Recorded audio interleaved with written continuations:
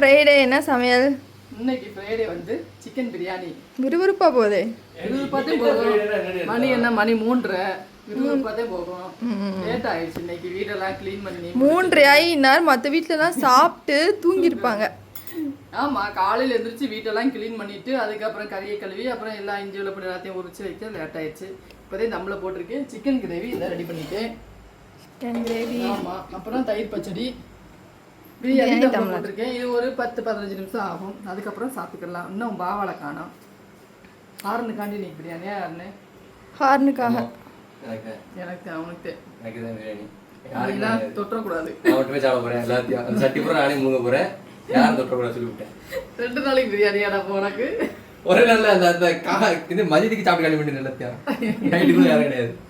அந்த அளவுக்கு அந்த படத்துல சொல்லுவாங்கல்ல, வெறி மாப்பிள்ளைக்கு அந்த மாதிரி சோறா போட்டாங்க. எங்க நல்லா தோசையை ஊற்ற சொன்னா அந்த தட்டி கொடுக்க ஏதோ மாதிரி கல்லு மாதிரி பிளேட் மாதிரி விட்டு இருந்தா அப்படி பறக்கும் போல கிறிஸ்பி மாதிரி. அதுக்கு ஹாஸ்டல் போனுங்குதுடா. போயிட்டு வா. அங்க போய் போனா தெரியும். ஹாஸ்டல் போனா தெரியும். இங்க படிச்சே முடிச்சிட்டு நீ எங்க ஹாஸ்டலுக்கு போவேன்? மாமியார் விட்டுட்டே போவா. படிச்சு முடிச்சுட்டா பிஜி முடிச்சுட்டா நான் இன்னும் படிச்சுட்டு இருக்கேன். நீ படிச்சுட்டு இருக்கேன்னு சும்மா படிக்கிற? அது மெடிக்கல்ப்பா. மெடிக்கல் ஸ்டூடெண்ட்ஸ்லாம் அப்படிதான். நாங்கள் 2-3 டிகிரி படிச்சு முடிச்சதுக்கு அப்புறம் நீங்க வந்து படிப்பீங்க. மெடிக்கல் ஸ்டூடெண்ட் அவங்க படிக்க வேண்டிய கேட்டு பாரு என்ன அவ்வளோ பாடு வர்றாங்க. ஆமா, அதுக்கப்புறம் பெருமை வரும்ல. பேருக்கு முன்னாடி டிஆர்னே வரும். ஒன்றும் அவ்வளோ பெருசாலாம் வராது. என்னவா எல்லாம் அப்படித்தான். என்னடி சொல்றியாவே? ஃபர்ஸ்ட்லாம் வந்து எப்படி சொல்றது, ஊருக்கு ஒரு டாக்டர் இருந்தேன், இன்ஜினியர் நிறைய பேர் இருந்தாங்க. ஆனா இப்ப அப்படி இல்ல, வீட்டுக்கு டாக்டர் இருக்காங்க. வீட்டுக்கு ஒரு 4 பேர் டாக்டர் இருக்காங்க. ஆமாடா, டாக்டர் இருக்காங்க. அதுலயும் கைராசியா வரணும், அதுதான் முக்கியம். என்ன நிஜமோ?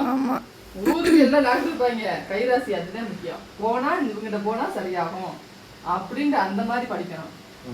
ஆமா, அப்ப வந்து ஹார்ன்ட்ட போனா பாப்பையா ஆயிருவாங்க. பட்டிமன்றம் போயிட்டு இருக்கு இப்போ.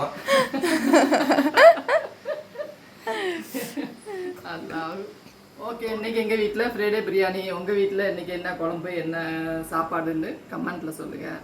மறக்காம லைக் பண்ணி சப்ஸ்கிரைப் பண்ணிடுங்க, ரொம்ப முக்கியம். பாய்.